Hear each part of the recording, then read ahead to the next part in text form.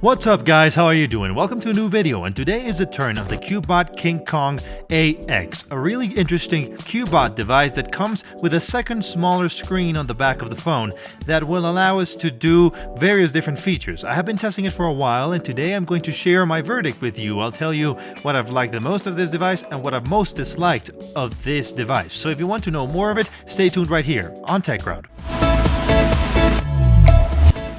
Alright, let's get started. The Cubot King Kong AX, a device from the Cubot brand, the King Kong line, and specifically the AX model. We've previously seen other King Kong devices that stand out for coming with this little window, this little screen, in which we'll be able to set up different features. By default, we have this clock with interchangeable faces, but something that I find is very interesting is this selfie feature. We can take selfies with the main phone camera, using better lenses than the actual selfie camera on this device, as we will be able to see ourselves reflected on this small screen, being able to take these selfies with the main phone camera. Watch that you would be able to see yourselves with the main camera reflected on this screen on the back of the phone. This device is in a style that I like to call semi-rugged. As I previously mentioned, I don't know if this term actually exists or if I have coined it, but it is one of those devices focused on being able to withstand all types of impact due to its construction.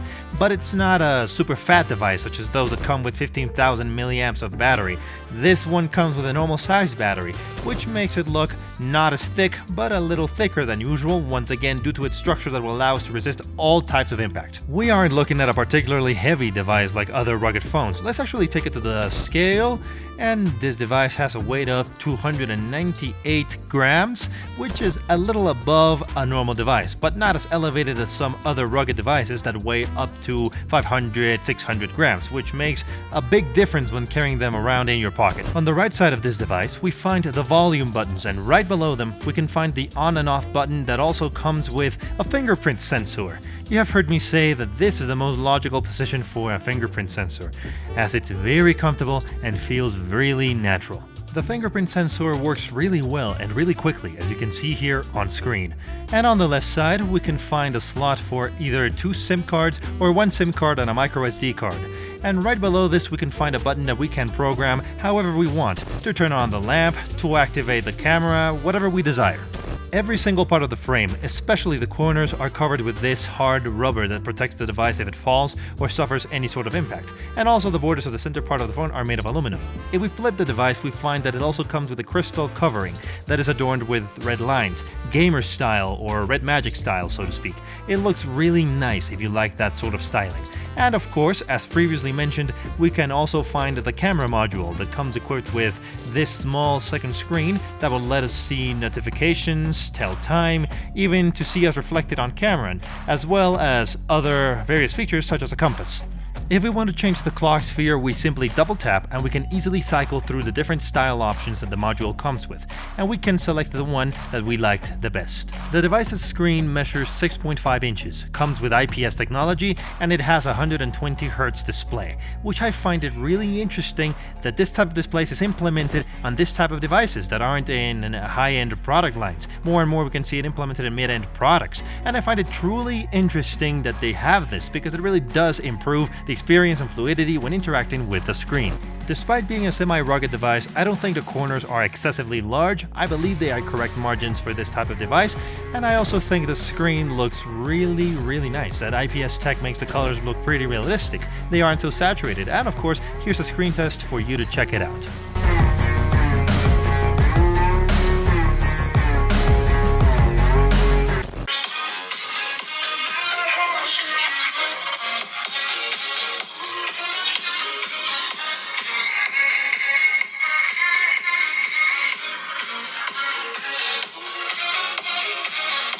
The device comes equipped with Android 14, which was a pleasant surprise for me, as most devices in similar ranges that I have been testing recently, they still come with Android 13. It is really nice that this phone comes updated with the latest Android software. The device's processor is a MediaTek Helio G99, a processor that usually comes equipped with most devices on this price range. It's a really good processor for this price range. When it is time to play games, multitask, and other tasks that require fluidity, the processor behaves perfectly.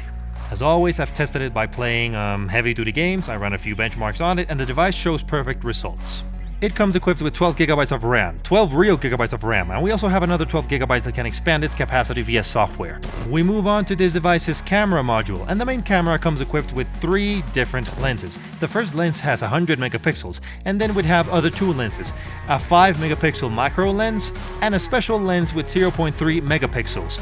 This particular lens is more suited for depth photography, to deepen the field of view in your photographs. And I must say that I have been pleasantly surprised by this device. Most devices aren't that optimal when it comes to photography, but you can judge that on your own. I think that the Sony sensor that it does help take better pictures, and I think the results we gain are pretty decent for the price range we are at.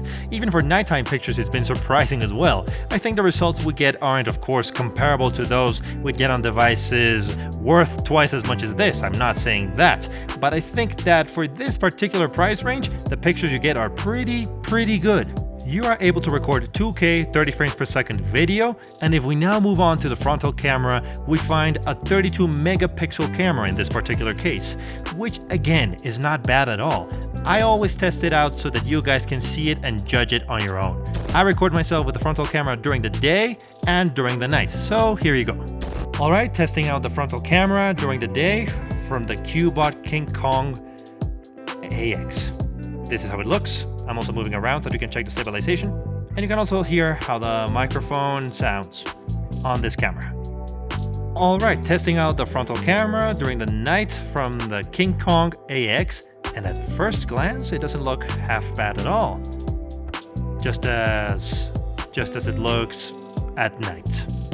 So what are your thoughts on the camera? I want to know, write it down in the comments, because like I told you, I think that in the price range we are at with this phone, it's not bad photography. The device also comes with NFC, so you can use it as a payment method. We can connect Google Pay to it or any payment method that we use and pay by using the device. In regards to battery, it comes equipped with one that has 5,100 milliamps. This is perhaps a bittersweet notion because it's a pretty normal battery that will give us normal usage time, and I do feel that in this type of device we sort of expect a bit more milliamps due to the phone's thickness. As I told you before, it's not extremely thick, but it is a bit thicker than most devices out there, which is due to its resistance factor. But honestly, I would have preferred to see at least 6,000, 7,000 milliamps of battery. It's only to find something to criticize. Honestly, the battery works fine. We can use it throughout the day without any issues, and even use it the second day without charging. But I find that this device to be pretty well balanced. The backside of the phone makes it stand out a little bit more. The cameras aren't bad. The display isn't bad at 120 Hz. I believe this is a phone to bear in mind if you like devices with this type of impact resistance. In the description below, as always, you're going to find all the links available so that you can check it out on your own. As always, you'll have the links to Amazon, AliExpress, and such for you to check out the option you're most interested in, the one with the best price. And as always, I ask you to leave your own opinions down in the comments. Tell us what you think about this device. What do you think about this option, to bear or not in mind, and why? I'll be reading your guys' thoughts and replying to each and every one of you. This is all for today. Until next time, see ya!